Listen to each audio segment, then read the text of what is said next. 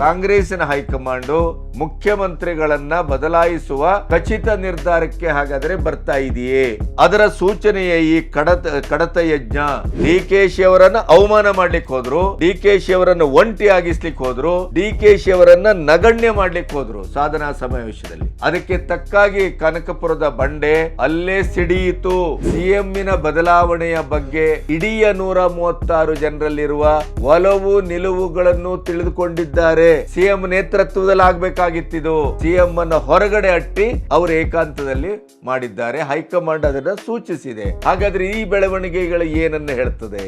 ಡಿಕೆಶಿ ಅವರು ದಿನದಿಂದ ದಿನಕ್ಕೆ, ಕ್ಷಣದಿಂದ ಕ್ಷಣಕ್ಕೆ ಕಾಂಗ್ರೆಸ್ಸಿನ ಒಳಗಡೆ ಗಟ್ಟಿಯಾಗ್ತಾ ಇದ್ದಾರೆ. This is the point.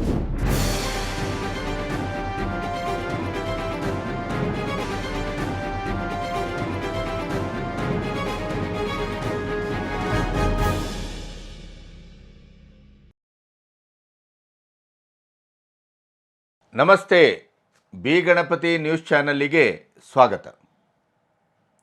ನಿನ್ನೆಯ ಸುಪ್ರೀಂ ಕೋರ್ಟಿನ ಮೂಢ ತೀರ್ಪು ಸಾಂವಿಧಾನಿಕ ಸಂಸ್ಥೆಗಳನ್ನು ರಾಜಕೀಯ ಉದ್ದೇಶಕ್ಕಾಗಿ ಬಳಸಬೇಡಿ,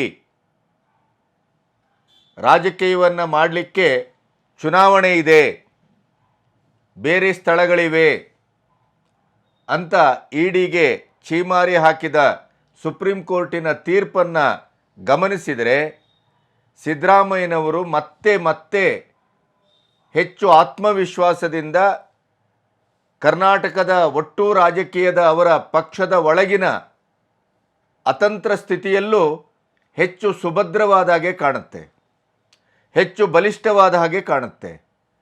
ಮತ್ತು ಅವರೇ ನಾನೇ 5 ವರ್ಷದ ಸಿ ಎಂ ಅನ್ನುವಂಥ ಅವರ ಏನು ಹೇಳಿಕೆಗಳಿದೆ ಅದಕ್ಕೆ ಹೆಚ್ಚು ಬಲವಾದ ರೆಕ್ಕೆ ಪುಕ್ಕ ಬಂದ ಹಾಗೆ ಕಾಣುತ್ತೆ.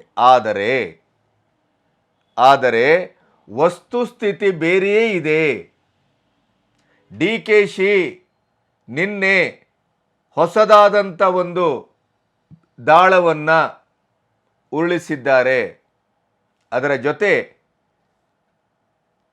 ಇಡೀ ಕರ್ನಾಟಕದ ಸಚಿವ ಸಂಪುಟದಲ್ಲಿ ಒಂದು ಹೊಸ ಸಂಚಲನದ ಸುದ್ದಿ ಹೊರಗೆ ಬರ್ತಾ ಇದೆ. ಇದು ಯಾಕೆ ಅನ್ನುವಂಥ ಬೃಹತ್ತಾದಂಥ ಪ್ರಶ್ನೆ ಕಾಂಗ್ರೆಸ್ಸಿನ ಒಳಗೂ ಹೊರಗೂ ವಿರೋಧ ಪಕ್ಷಗಳಿಗೂ ಮತ್ತು ಜನಗಳಿಗೂ ಕೂಡ ಆಹಾರವಾಗಿದೆ. ನಿನ್ನೆಯ ಸುಪ್ರೀಂ ಕೋರ್ಟಿನ ತೀರ್ಪನ್ನಷ್ಟೇ ಗಮನಿಸ್ತಾ ಹೋದರೆ ಮತ್ತು ಸಿದ್ದರಾಮಯ್ಯನವರು ಕೇಂದ್ರದ ಮೇಲೆ, ಅಮಿತ್ ಶಾ ಮೇಲೆ, ಮೋದಿಯವರ ಮೇಲೆ ದಾಳಿ ಮಾಡಿದ್ದನ್ನು ಗಮನಿಸಿದರೆ, ಜನರ ಆಕ್ರೋಶ ಮತ್ತು ಅಪೇಕ್ಷೆಯ ಮೇರೆಗೆ ಧರ್ಮಸ್ಥಳದ 106 ತಲೆಬುರುಡೆಗಳ ಅನೂಹ್ಯವಾದಂಥ ಘಟನೆಗೆ SITಯನ್ನು ರಚನೆ ಮಾಡಿದ್ದನ್ನು ಗಮನಿಸಿದರೆ, ಸಿದ್ದರಾಮಯ್ಯನವರ ಕುರ್ಚಿ ಹೆಚ್ಚು ಭದ್ರತೆಯತ್ತ ಸಾಗ್ತಾ ಇದೆ ಮತ್ತು ಸಿದ್ದರಾಮಯ್ಯನವರ ಕಪಿಮುಷ್ಟಿ ಕರ್ನಾಟಕದ ರಾಜಕಾರಣದ ಮೇಲೆ, ಕಾಂಗ್ರೆಸ್ಸಿನ ಹೈಕಮಾಂಡನ್ನು ಓವರ್ ಲುಕ್ ಮಾಡಿ ಅವರು ಮುನ್ನಡೆಯುವ ಎಲ್ಲ ಲಕ್ಷಣಗಳು ಕಾಣ್ತಾ ಇದೆ.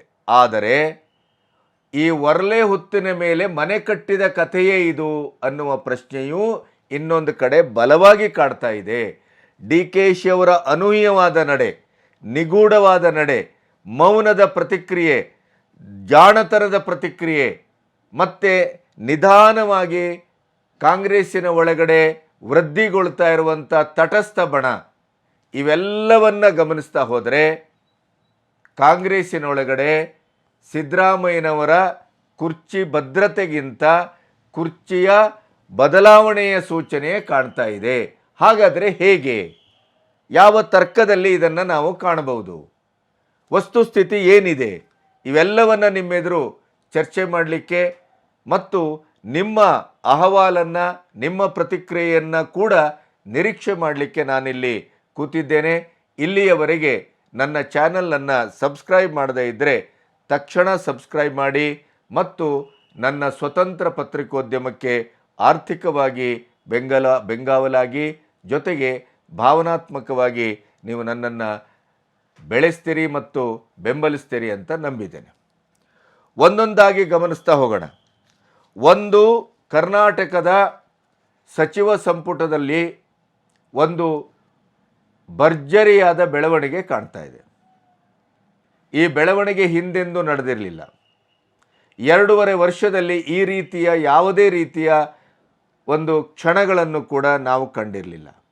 ಹಾಗಾದರೆ ಏನು? ಅದು ಬಹಳ ವಿಚಿತ್ರವಾದಂಥ ತಿರುವನ್ನು ಪಡ್ಕೊಳ್ತಾ ಇದೆ. ಎಲ್ಲ ಸಚಿವರು ಕಳೆದ 2.5 ವರ್ಷಗಳಿಂದ ನೆನೆಗುದಿಗೆ ಬಿದ್ದ ಮತ್ತು ಧೂಳು ಹಿಡಿದು ಕೂತಿದ್ದ ಫೈಲ್ಗಳನ್ನು ಧೂಳು ತೆಗಿತಾ ಇದ್ದಾರೆ. 120 ದಿನಗಳಲ್ಲಿ, ಅಂದರೆ 3 ತಿಂಗಳಲ್ಲಿ, ಹೆಚ್ಚು ಕಮ್ಮಿ 4 ತಿಂಗಳು, 4 ತಿಂಗಳಲ್ಲಿ ಕಡತ ಯಜ್ಞ ಆಗತಕ್ಕದ್ದು, ಅನುಮೋದನೆಯೋ ವಿಲೇವಾರಿಯೋ ಒಪ್ಪಿಗೆಯೋ ಅದು ಏನೇನೆಲ್ಲ ಬಾಕಿ ಇತ್ತೋ ಅದು ಎಲ್ಲವನ್ನ 120 ದಿನಗಳಲ್ಲಿ ತಕ್ಷಣ ಮುಗಿಸತಕ್ಕದ್ದು. ಅತಿ ಮಹತ್ವ, ಜರೂರು, ತುರ್ತು ಈ ರೀತಿಯ 4 ಹಂತಗಳನ್ನು ಮಾಡಿ ಪ್ರತಿ ಇಲಾಖೆಗೂ, ಸಂಬಂಧಪಟ್ಟಂಥ ಇಲಾಖೆಗೂ, ಅಧಿಕಾರಿಗಳಿಗೂ ಮೌಖಿಕವಾಗಿ ಮತ್ತು ಲಿಖಿತವಾಗಿ ಸೂಚನೆಗಳು ಹೋಗಿದ್ದಾವೆ. ಪಾಯಿಂಟ್ ನಂಬರ್ 1 ಇದು. ಈ ರೀತಿಯ ದಿಢೀರಾದಂಥ ಕಡತ ಯಜ್ಞದ ಈ ಪ್ರಶ್ನೆ ಯಾಕೆ ಹುಟ್ಕೊಂಡಿದೆ? ಹಾಗಾದರೆ ಸೆಪ್ಟೆಂಬರ್ ಕ್ರಾಂತಿ ಖಚಿತನಾ?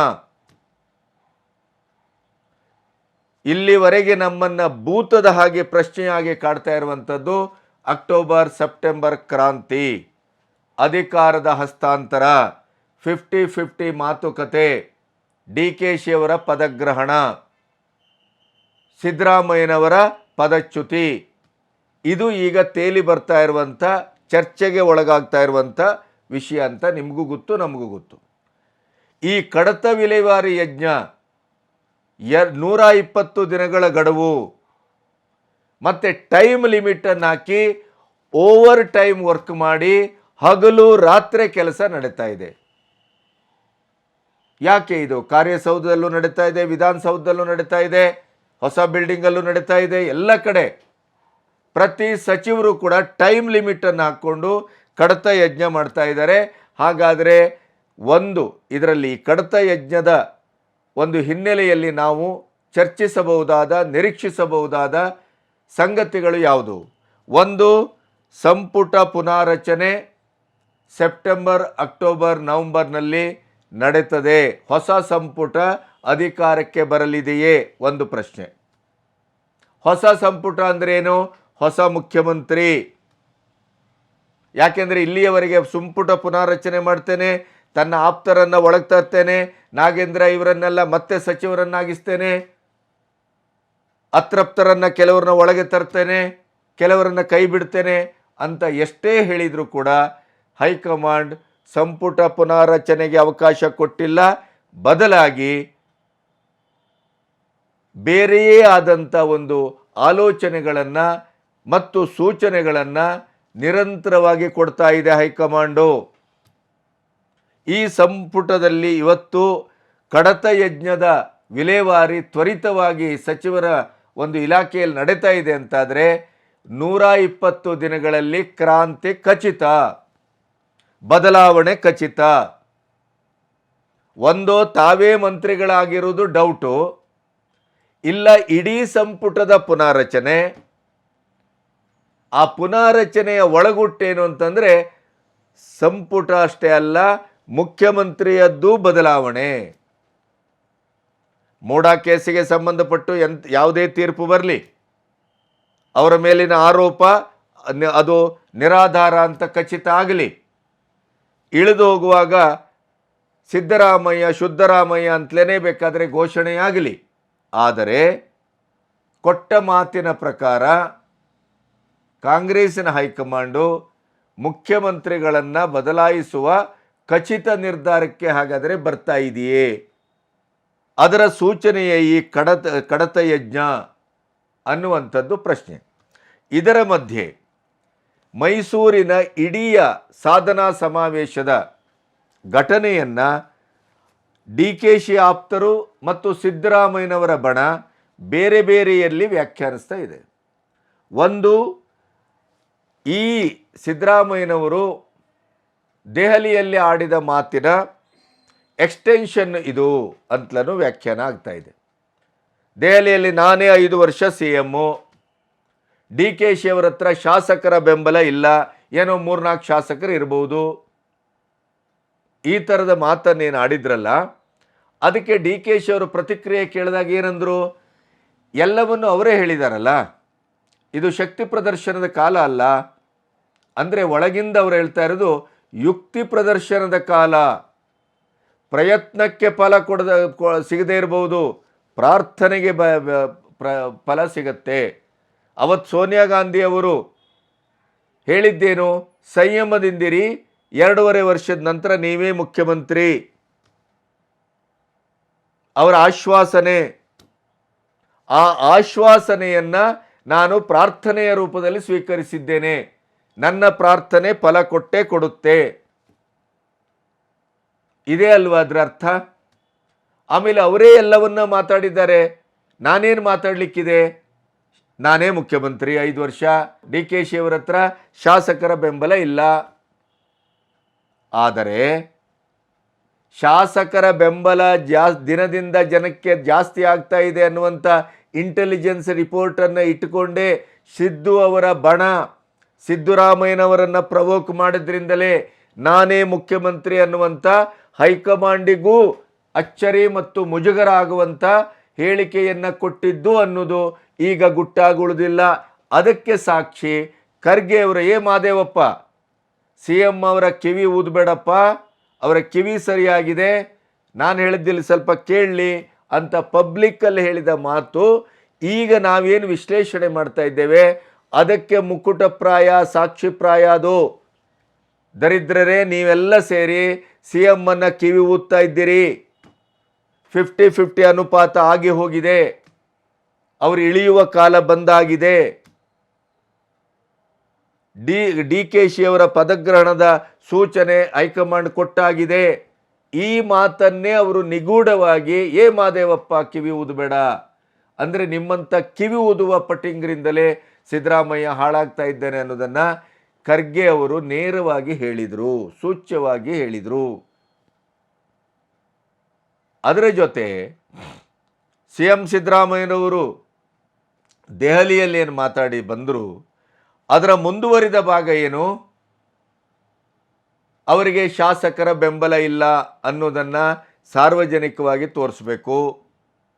ಡಿ ಕೆ ಶಿ ಅವರು ನೀವು ಹೇಳಿದಷ್ಟು ಪ್ರಬಲರಲ್ಲ ಕಾಂಗ್ರೆಸ್ಸಿನ ಒಳಗಡೆ, ರಾಜ್ಯ ಕಾಂಗ್ರೆಸ್ಸಿನಲ್ಲಿ ಅನ್ನೋದನ್ನು ಅವರನ್ನು ಕಡೆಗಣಿಸುವ ಮೂಲಕ CM ಸಿದ್ದರಾಮಯ್ಯನವರು ಸಾಧನಾ ಸಮಾವೇಶದಲ್ಲೇ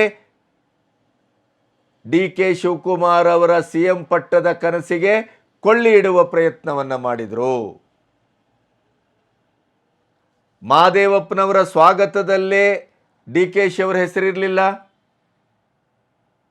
ಉದ್ಘಾಟನೆಯ ದೀಪ ಬೆಳಗುವ ಸಂದರ್ಭದಲ್ಲಿ ಡಿ ಕೆ ಶಿ ಅವರನ್ನು ಕರೆದಿರಲಿಲ್ಲ. ಎರಡೂ ಸಂದರ್ಭದಲ್ಲಿ ಮತ್ತೆ ಅವರನ್ನು ಕರೆಯಲಾಯಿತು. ಅದರ ಜೊತೆ CM ಮಾತಾಡ್ತಾ ಇರುವಾಗ ವೇದಿಕೆಯಲ್ಲಿ ಎಲ್ಲರನ್ನ ಹೆಸರನ್ನು ಪ್ರಸ್ತಾಪಿಸಿದರು. ಆದರೆ ಡಿ ಕೆ ಶಿವಕುಮಾರ್ ಅವರ ಹೆಸರನ್ನು ಕೈ ಬಿಟ್ಟರು. ಆವಾಗಲ್ಲ ಒಬ್ಬರು ವಕೀಲರು ಬಂದು ಡಿ ಕೆ ಶಿವಕುಮಾರ್ ಸರ್ ಅಂತಂದರು. ಏನಪ್ಪ ಕಾಮನ್ ಸೆನ್ಸ್ ಇಲ್ವಾ? ಅಷ್ಟು ಗೊತ್ತಾಗೋದಿಲ್ವಾ? ಡಿ ಕೆ ಶಿವಕುಮಾರ್ ಇಲ್ಲಿ ಇಲ್ವಲ್ಲ, ಬೆಂಗಳೂರಿಗೆ ಹೋದ್ರು ಕೆಲಸ ಇದೆ ಅಂತ. ವೇದಿಕೆಯಲ್ಲಿ ಇಲ್ಲದೇ ಇದ್ದವ್ರನ್ನೆಲ್ಲ ಸ್ವಾಗತಿಸ್ಲಿಕ್ಕಾಗತ್ತಾ? ಮನೇಲಿ ಕೂತವ್ರನ್ನೆಲ್ಲ ಸ್ವಾಗತಿಸ್ಲಿಕ್ಕಾಗತ್ತಾ? ಅಷ್ಟು ತಿಳುವಳಿಕೆ ಬೇಡ ವಕೀಲರೇ ನಿಮಗೆ ಅಂತ ಪಬ್ಲಿಕ್ಕಲ್ಲಿ ಗದರಿದ್ದು, ಒಂದು ಡಿ ಕೆ ಶಿ ಅವರ ಒಂದು ಹೈಕಮಾಂಡಿನ ಒಳ ಒಪ್ಪಂದದ ಕಾರ್ಯರೂಪಕ್ಕೆ ಬರ್ತಾ ಇದೆ ಅನ್ನೋದರ ಸೂಚನೆ ಗೊತ್ತಿದ್ದಂಥ ಸಿದ್ದರಾಮಯ್ಯನವರ ಒಳಗಿನ ಅದರುವಿಕೆ, ಒಳಗಿನ ಕುಸಿಯುವಿಕೆ, ಒಳಗಡೆ ಅವರು ಎಷ್ಟು ಡಿಸ್ಟರ್ಬ್ ಆಗಿದ್ದಾರೆ ಅನ್ನೋದರ ಪಕ್ಕಾ ಸೂಚನೆ ಅದು. ಪಬ್ಲಿಕ್ಕಲ್ಲಿ ಅವರು ಯಾವಾಗೆಲ್ಲ ಗದರ್ತಾರೋ, ಆ ಇತಿಮತಿಯನ್ನು ಮೀರ್ತಾರೋ, ಆ ಚೌಕಟ್ಟಿನ ಹೊರಗಡೆ ಹೋಗಿ ಪೊಲೀಸ್ ಆಫೀಸರ್ ಮೇಲೆ ಕೈ ಡಿ ಸಿಯನ್ನು ಹೋಗಯ್ಯ ಅಂಥೇಳಿ ಒದ್ದು ಹೊರಗಡೆ ಹಾಕೋದು, ಈ ಥರದ ಘಟನೆಗಳೆಲ್ಲ ಅವ್ರು ಏನು ಮಾಡ್ತಾರಲ್ಲ, ಆವಾಗೆಲ್ಲ CM ಸಿದ್ದರಾಮಯ್ಯನವರ ಅಸ್ಥಿರತೆಯನ್ನು ಅದು ತೋರಿಸ್ತದೆ, ಡಿಸ್ಟರ್ಬ್ ಆಗಿರೋದನ್ನು ಹೇಳ್ತದೆ. ಡಿ ಕೆ ಶಿ ಅವರನ್ನು ಅವಮಾನ ಮಾಡಲಿಕ್ಕೆ ಹೋದರು, ಡಿ ಕೆ ಶಿ ಅವರನ್ನು ಒಂಟಿ ಆಗಿಸ್ಲಿಕ್ಕೆ ಹೋದರು, ಡಿ ಕೆ ಶಿ ಅವರನ್ನು ನಗಣ್ಯ ಮಾಡಲಿಕ್ಕೆ ಹೋದರು ಸಾಧನಾ ಸಮಾವೇಶದಲ್ಲಿ. ಅದಕ್ಕೆ ತಕ್ಕಾಗಿ ಕನಕಪುರದ ಬಂಡೆ ಅಲ್ಲೇ ಸಿಡಿಯಿತು. ನೀವಲ್ಲ, ನಿಮ್ಮ ಅಪ್ಪನೂ ನನ್ನನ್ನು ಕಡೆಗಣಿಸ್ಲಿಕ್ಕೆ ಆಗೋದಿಲ್ಲ ಅಂಥೇಳಿ ಯಾರಿಗೂ ಹೇಳದೇನೆ ನೇರ ಹೊರಟರು. ಅದು ಡಿ ಕೆ ಶಿ ಅವರ ನಿಜವಾದ ಗುಣ. ಅದು ಅವರು ಈಗ ಸಿ ಎಂ ಪಟ್ಟಕ್ಕಾಗಿ, ಕಾಲದ ಯಾಪನೆಗಾಗಿ, ಕಾಲವನ್ನು ಕಾಯಬೇಕು ಅನ್ನುವ ಕಾರಣಕ್ಕಾಗಿ ತನ್ನ ಮೂಲ ಸ್ವಭಾವದ ಮೇಲೆ ಮೌನದ ಹೊದಿಕೆಯನ್ನು, ಸಂಯಮದ ಹೊದಿಕೆಯನ್ನು, ತಾಳ್ಮೆಯ ಹೊದಿಕೆಯನ್ನು, ಜಾಣ್ಮೆಯ ಹೊದಿಕೆಯನ್ನು ಗಟ್ಟಿಯಾಗಿ ಹೊದಿಸಿಕೊಂಡಿದ್ದಾರೆ. ಅದಕ್ಕೆ ಅವರೇ ಕೊಟ್ಟ ವ್ಯಾಖ್ಯಾನ. ಖರ್ಗೆ ಅವರು ನನಗೊಂದು ಟಾಸ್ಕ್ ಕೊಟ್ಟಿದ್ದಾರೆ, ಮೌನವಾಗಿರು, ತಾಳ್ಮೆಯಿಂದಿರು. ಈ ಎಲ್ಲ ಲೆಕ್ಕಾಚಾರಗಳ ಮಧ್ಯೆ ನಿನ್ನೆಯ ಸುಪ್ರೀಂ ಕೋರ್ಟು SITಯ ರಚನೆ ಮತ್ತೆ ಸಿದ್ದರಾಮಯ್ಯನವರಿಗೆ ಒಂದಿಷ್ಟು ಚಿಗುರುವಿಕೆಯನ್ನು ತಂದಿದೆ, ಬಲವನ್ನು ತಂದಿದೆ, ಪುಷ್ಟಿಯನ್ನು ತಂದಿದೆ ಅಂತ ರಾಜಕೀಯ ವ್ಯಾಖ್ಯಾನ ಮಾಡಲಾಗ್ತಾ ಇದೆ. ಆದರೆ ಈ ಕಡತ ಯಜ್ಞ ಏನನ್ನು ಹೇಳ್ತಾ ಇದೆ? ಯಾಕೆ ಈ ದಿಢೀರಂತ ಕಡತ ಯಜ್ಞ ನಡೀತಾ ಇದೆ? ಅದಕ್ಕೆ 120 ದಿನಗಳ ಗಡುವು ಯಾಕೆ? ಒಂದು. ಎರಡನೇದು, ಇತ್ತೀಚಿನ ದಿನಗಳಲ್ಲಿ ಡಿ ಕೆ ಶಿ ಅವರೊಟ್ಟಿಗೆ ಗುರುತಿಸ್ಕೊಳ್ಬೇಕು ಅಂತ ಒಂದು ಬಣ, ಸಿದ್ದರಾಮಯ್ಯನವರು ಯಾವುದೇ ಕಾರಣಕ್ಕೂ ಮಹಾಹಠವಾದಿ, ಚಾಣಾಕ್ಷ ರಾಜಕಾರಣಿ, ಅವರು ಈಗ ಬಿಹಾರದ ಎಲೆಕ್ಷನ್ನಿನ ಟ್ರಂಪ್ ಕಾರ್ಡನ್ನು ಬಳಸ್ತಾ ಇದ್ದಾರೆ, ಅಹಿಂದಿನ ಒಂದು ಮಹಾನಾಯಕ ನಾನು ಅನ್ನೋದನ್ನು ಹೈಕಮಾಂಡಿಗೆ ಅವರು ಗುಟ್ರು ಹಾಕಿದ್ದಾರೆ. ಆದ್ದರಿಂದ ಈ ಟಗರು ಅಷ್ಟು ಸುಲಭವಾಗಿ ಸೋಲನ್ನು ಒಪ್ಕೊಳ್ಳೋದಿಲ್ಲ, ಅವರೇ ಮುಖ್ಯಮಂತ್ರಿಯಾಗಿ ಮುಂದುವರಿತಾರೆ ಅಂತ ಖಚಿತಪಡಿಸಿಕೊಂಡಿದ್ದಂಥ ಅವರವರೊಳಗೆ ಒಂದು ಕಡೆ ಸಿದ್ದರಾಮಯ್ಯನವರ ಬಣವೇ ಜಾಸ್ತಿ ಆಗ್ತಾ ಇತ್ತು. ನಾವು ಸಿದ್ದರಾಮಯ್ಯನವ್ರ ಗುಂಪಲ್ಲಿ ಗುರುತಿಸಿಕೊಂಡಿದ್ದೇವೆ ಅನ್ನೋದನ್ನು ಬಹಿರಂಗವಾಗಿ ತೋರಿಸ್ಕೊಳ್ಳುವಂಥ ಸಂಖ್ಯೆ ಜಾಸ್ತಿ ಆಗ್ತಾ ಇದ್ದು. ಆದರೆ ಈಗ ಎಟ್ ಪ್ರೆಸೆಂಟ್ ತಟಸ್ಥ ಬಣ ವೃದ್ಧಿಗೊಳ್ತಾ ಇದೆ. ನಾವು ಯಾವ ಪಕ್ಷದಲ್ಲೂ ಇಲ್ಲ, ನಾವು ಕಾಂಗ್ರೆಸ್ ಪಕ್ಷದಲ್ಲಿ ಮಾತ್ರ ಇರೋದು, ನಾವು ಯಾರ ಬಣದಲ್ಲೂ ಇಲ್ಲ, ನಾವು ಶಾಸಕರಾಗಿರೋದು.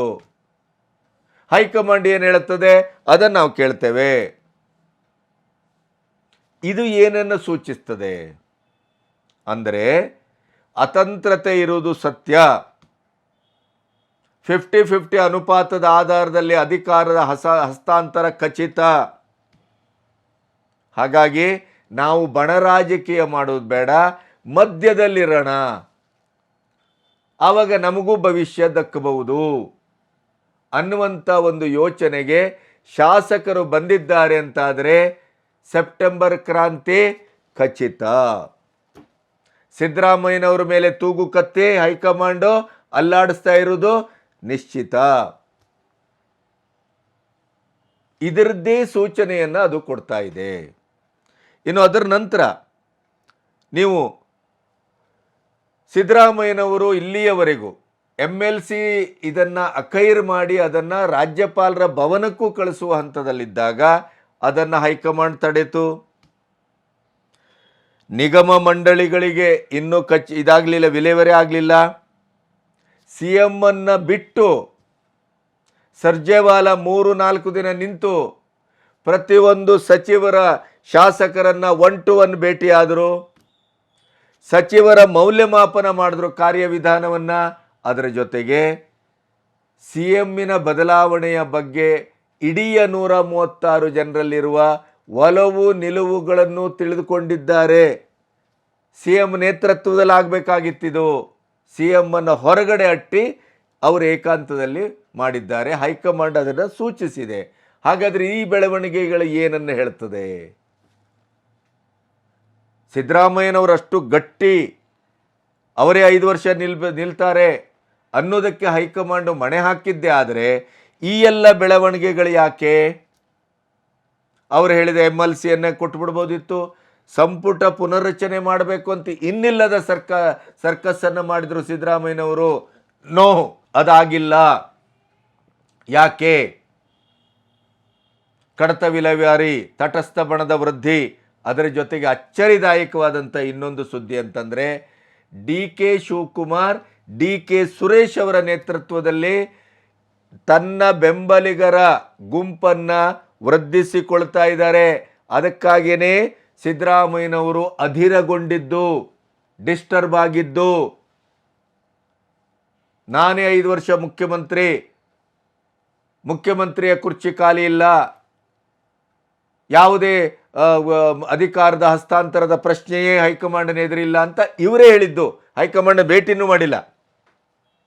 ಯಾಕೆಂತಂದ್ರೆ ಒಂದು ಹೊಸ ರೀತಿಯ ರಾಜಕೀಯದ ಷಡ್ಯಂತ್ರವನ್ನ, ಕೊನೆಯ ದಾಳವನ್ನ ಉರುಳಿಸಿದ್ದಾರೆ ಸಿದ್ದರಾಮಯ್ಯನವರು. ಆದರೆ ಅದಕ್ಕೆ ವಿರುದ್ಧವಾಗಿ ಪ್ರತಿಯಾಗಿ ಪ್ರತಿಕೂಲಾತ್ಮಕವಾದಂಥ ವಾತಾವರಣವೇ ಕಾಂಗ್ರೆಸ್ಸಿನ ಒಳಗಡೆ ಇದೆ ಅನ್ನೋದಕ್ಕೆ ಇವೆಲ್ಲವೂ ಸಾಕ್ಷ್ಯವನ್ನು ಕೊಡ್ತಾ ಇದೆ. 25ನೇ ತಾರೀಕಿಗೆ ದೆಹಲಿಗೆ CM ಮತ್ತು DCM ಇಬ್ಬರನ್ನು ಹೈಕಮಾಂಡ್ ಕರೆದಿದೆ. ಅಲ್ಲಿ ಸಂಪುಟ ಪುನಾರಚನೆ, MLC ಪಕ್ಕ, ಆಮೇಲೆ ನಿಗಮ ಮಂಡಳಿಗಳದ್ದು ಖಚಿತ ಆಗತ್ತೆ, ಅಖೈರಾಗತ್ತೆ ಅಂತ ಒಂದು ಚರ್ಚೆ ನಡೀತಾ ಇದೆ. ಆದರೆ ಒಳಗಿನ ವಿಶ್ವಸನೀಯ ಮೂಲಗಳ ಪ್ರಕಾರ ಗಂಭೀರವಾದಂಥ ಕುರ್ಚಿ ಕದನದ ಒಂದು ಸಮಸ್ಯೆಗೆ ಹೈಕಮಾಂಡು ಇಬ್ಬರನ್ನು ಆಹ್ವಾನಿಸಿದೆ. ಇದರ ಮಧ್ಯೆ ಒಂದು ಬೆಳವಣಿಗೆ ಅದ್ಭುತವಾಗಿ ನಡೆದಿದೆ. ಈಗ ಅದನ್ನು ನಿಮಗೆ ಹೇಳಬೇಕು ನಾನು. ನಿನ್ನೆ ದಿಢೀರಂತ DKC ಎಕ್ಸ್ನಲ್ಲಿ ಒಂದು ಪೋಸ್ಟನ್ನು ಹಾಕಿದ್ದಾರೆ. ನಾನು ಇನ್ನು 3 ದಿನ ಯಾರನ್ನೂ ಭೇಟಿಯಾಗುವುದಿಲ್ಲ, ಯಾರೂ ಭೇಟಿಗೆ ಬರಬೇಡಿ, ದಯವಿಟ್ಟು ಕ್ಷಮೆ ಇರಲಿ, ನಾನು 3 ದಿನ ಯಾರನ್ನೂ ಭೇಟಿಯಾಗುವುದಿಲ್ಲ ಅಂತ ಎಕ್ಸ್ನಲ್ಲಿ ಪೋಸ್ಟ್ ಮಾಡಿದ್ದಾರೆ. ಅದು ಕಾರ್ಯಕರ್ತರಿರ್ಬೋದು, ಮುಖಂಡರಿರ್ಬೋದು, ಆಪ್ತರಿರ್ಬೋದು, ಯಾರನ್ನೂ ಭೇಟಿಯಾಗಲಿಕ್ಕಾಗೋದಿಲ್ಲ, ಕ್ಷಮಿಸಿ ಅಂತ. ಬಹುತೇಕವಾಗಿ ಯಾವುದೇ ಶಾಸಕರದು ಸಚಿವರಿರ್ಬೋದು, DCM, CM ತಮ್ಮ ಖಾಸಗಿ ವಿಸಿಟ್ಟೋ ಅಥವಾ ರಜೆಯೋ ಅಥವಾ ಇನ್ನೊಂದೋ ಮಗದೊಂದೋ ಇದ್ದರೆ ಅದನ್ನು ಪಬ್ಲಿಕ್ಕಲ್ಲಿ ಹೇಳುವುದಿಲ್ಲ, ಆ ಪರಂಪರೆ ಇಲ್ಲ. ಆದರೆ DKC ಅವರು ಎಕ್ಸ್ನಲ್ಲಿ ಈ 3 ದಿನ ನಾನು ಯಾರಿಗೂ ಸಿಗುವುದಿಲ್ಲ, ನಾನು ನಿಗೂಢವಾಗಿರ್ತೇನೆ, ಅಂತರ್ಗತವಾಗಿರ್ತೇನೆ, ನನ್ನದೇ ಆದಂಥ ಒಂದು ಕಾರ್ಯಾಚರಣೆಯೋ ಅಥವಾ ಇನ್ನೊಂದೋ ಅದು ನನಗೆ ಬಿಟ್ಟದ್ದು, ನನ್ನನ್ನು ಯಾರು ಡಿಸ್ಟರ್ಬ್ ಮಾಡಬೇಡಿ, ದಯವಿಟ್ಟು ಕ್ಷಮೆ ಇರಲಿ, ನಿಮ್ಮನ್ನು ಭೇಟಿಯಾಗಲಿಕ್ಕೆ ಆಗೋದಿಲ್ಲ. ಹಾಗಾದರೆ ಈ 3 ದಿನ ಯಾವುದಕ್ಕೆ ಮೀಸಲಿಟ್ಟಿದ್ದಾರೆ DKC? ಪಬ್ಲಿಕ್ಕಲ್ಲಿ ಅದನ್ನು ಘೋಷಿಸಿದಿರುವ ಉದ್ದೇಶ ಏನು? ದಿಢೀರಂತ ಸಾಧನಾ ಸಮಾವೇಶದಿಂದ ಎದ್ದು ಜ್ವರ ಇದ್ದರೂ ಕೂಡ 4:15 ಫ್ಲೈಟಿಗೆ ದೆಹಲಿಗೆ ಹೋಗಿ ರಾತ್ರಿಯ ಕಾರ್ಯಾಚರಣೆ ಮುಗಿಸಿ ಅವರು ಮರುದಿನ ಮತ್ತೆ ಕಬಿನಿಗೆ ಬಾಗಿನ ಕೊಡುವ ಕಾರ್ಯಕ್ರಮಕ್ಕೆ ಅಟೆಂಡ್ ಆದ್ರಲ್ಲ. ಕೇವಲ ವಕೀಲರನ್ನ ED ಮತ್ತು ಇತ್ಯಾದಿ ಮುಂದೆ ಬರಬಹುದಾದಂಥ ಕೇಸುಗಳ ಬಗ್ಗೆ ಮಾತಾಡಲಿಕ್ಕೆ ಹೋದರು. CM ಪಟ್ಟವನ್ನು ಏರಿದ ಮೇಲೆ ಅದು ಮತ್ತೇನಾದರೂ ಕುತ್ತಿಗೆಗೆ ಕುಣಿಕೆ ಆಗಬಹುದು, ಆದ್ದರಿಂದ ಅದರ ಬಗ್ಗೆ ಸಮಾಲೋಚನೆ ಮಾಡಲಿಕ್ಕೆ ಹೋದರು ಅಂತ ವ್ಯಾಖ್ಯಾನಿಸಲಾಗ್ತದೆ. ಅಷ್ಟು ದಿಢೀರ್ ಅಂತ ಓಡೋಗ್ಬೇಕಾದ ಅಗತ್ಯ ಇರಲಿಲ್ವಲ್ಲ, ಒಂದಿನ ಆಚೆನೂ ಹೋಗ್ಬೋದಿತ್ತಲ್ಲ. ಯಾಕೆಂದರೆ ಸಾಧನಾ ಸಮಾವೇಶ ಸರ್ಕಾರಿ ಕಾರ್ಯಕ್ರಮ, ಅಲ್ಲಿ ಉಪಮುಖ್ಯಮಂತ್ರಿಯ ಉಪಸ್ಥಿತಿ ಬಹಳ ಮುಖ್ಯವಾಗಿತ್ತು. ಆದರೆ ಅವರು ಹೋದದ್ದಕ್ಕೂ ಅಲ್ಲಿ ಇರದೇ ಇರುವುದಕ್ಕೂ ಸಿದ್ದರಾಮಯ್ಯನವರು ಕೂಡ ಯಾವುದೇ ಗೊಡವೆಯನ್ನು ಮಾಡಿದ ಹಾಗೆ ಕಾಣಲಿಲ್ಲ. ಅಂದರೆ ಅವರು ಹೋದ ಉದ್ದೇಶ ಬೇರೆಯೇ ಇತ್ತು. ವೇಣುಗೋಪಾಲ್ ರಾಹುಲ್ ಅವ್ರನ್ನ ಭೇಟಿ ಆಗದೆ ಇರಬಹುದು, ಆದರೆ ಸರ್ಜೇವಾಲ್ರನ್ನು ಭೇಟಿಯಾಗಿದ್ದಾರಲ್ಲ. ಸರ್ಜೇವಾಲ್ರನ್ನ ಇವತ್ತು ಸಿದ್ದರಾಮಯ್ಯನವರ ಗುಂಪು ತೀವ್ರವಾಗಿ ಬಹಿರಂಗದಲ್ಲಿ ವಿರೋಧಿಸ್ತಾ ಇದೆಯಲ್ಲ.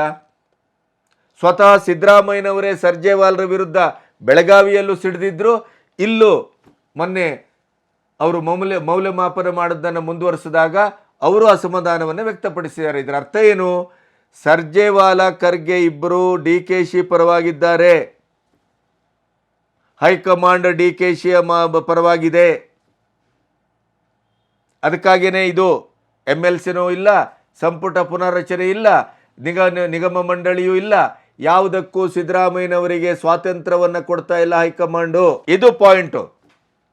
ಹಾಗಾಗಿ ಈ ಎಲ್ಲ ವಾತಾವರಣಗಳ ಮಧ್ಯೆ 3 ದಿನದ ಏಕಾಂತದ ಗೌಪ್ಯದ ಆ ಒಂದು ಕಾರ್ಯಾಚರಣೆಗೆ ಇಳಿದಂಥ ಡಿ ಕೆ ಶಿಯವರು ಬಹಳ ದೊಡ್ಡ ಪ್ರಶ್ನೆಗಳನ್ನು ನಿಗೂಢವನ್ನು ಕರ್ನಾಟಕದ ಜನತೆಯ ಎದುರಿಟ್ಟಿದ್ದಾರೆ.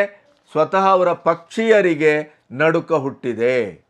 ಹಾಗಾದರೆ ಡಿ ಕೆ ಶಿಯವರು 3 ದಿನ ಏನು ಮಾಡ್ತಾರೆ? ಡಿ ಕೆ ಶಿಯವರು ಎಲ್ಲಿಗೆ ಹೋಗ್ತಾರೆ? ಸಿದ್ದರಾಮಯ್ಯನವರು ಅಕ್ಕಪಕ್ಕ ಇದ್ದಾಗಲೇ ನೀವು ಮೊನ್ನೆ ಸಾಧನಾ ಸಮಾವೇಶದಲ್ಲಿ ಡಿ ಕೆ ಶಿಯವರನ್ನು ಅವಮಾನಿಸಿದ್ರಲ್ಲ ಅಂತಂದರೆ ಅದಕ್ಕೆ ಖಚಿತವಾದ ಉತ್ತರ ಕೊಡಲಿಕ್ಕೆ ಸಿ ಎಂಗೂ ಆಗಿಲ್ಲ. ಇನ್ನು ವೈಯಕ್ತಿಕವಾಗಿ ಡಿ ಕೆ ಶಿಯವರು ಕೇಳಿದಾಗ ಅವರೇ ಹೇಳಿದಾರಲ್ಲ, ಅವರೇ ಎಲ್ಲವನ್ನೂ ಹೇಳಿದ್ದಾರೆ, ಅವರನ್ನೇ ಕೇಳಿ ಅನ್ನುವಂಥ ಉತ್ತರವನ್ನು ಕೊಟ್ಟರು. ನಿಮಗೆ ನೆನಪಿದೆ ಅಂತ ಅಂದ್ಕೊಳ್ತೇನೆ ನಾನು.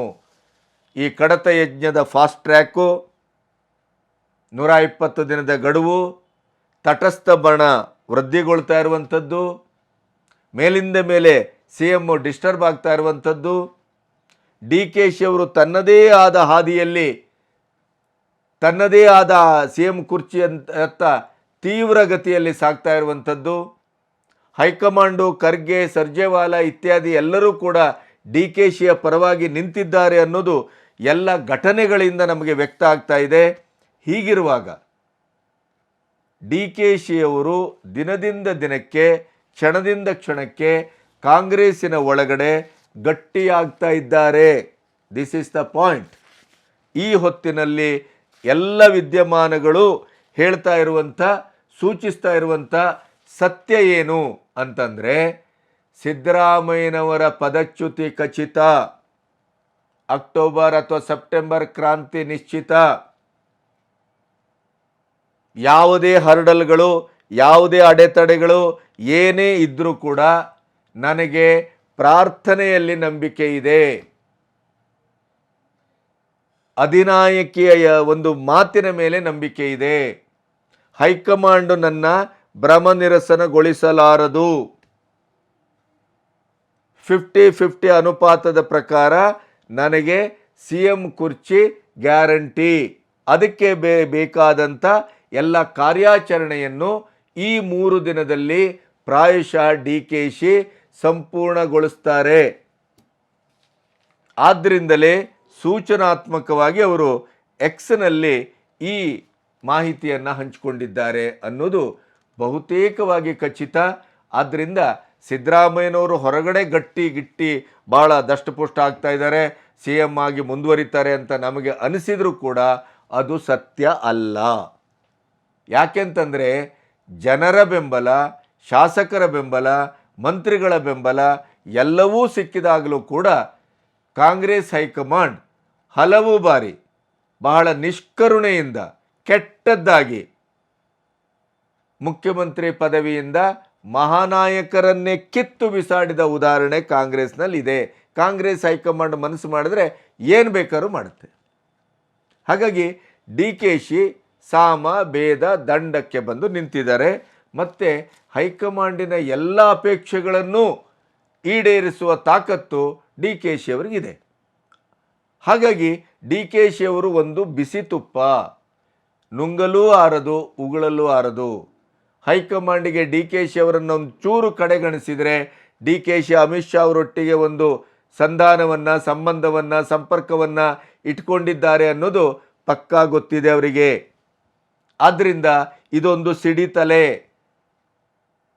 ಇದನ್ನು ಇಟ್ಟುಕೊಂಡ್ರೆ ನಮಗೆ ಲಾಭ, ಬಳಸಿದ್ರೂ ಡೇಂಜರು, ಬಳಸದೇ ಇದ್ದರೂ ಡೇಂಜರು.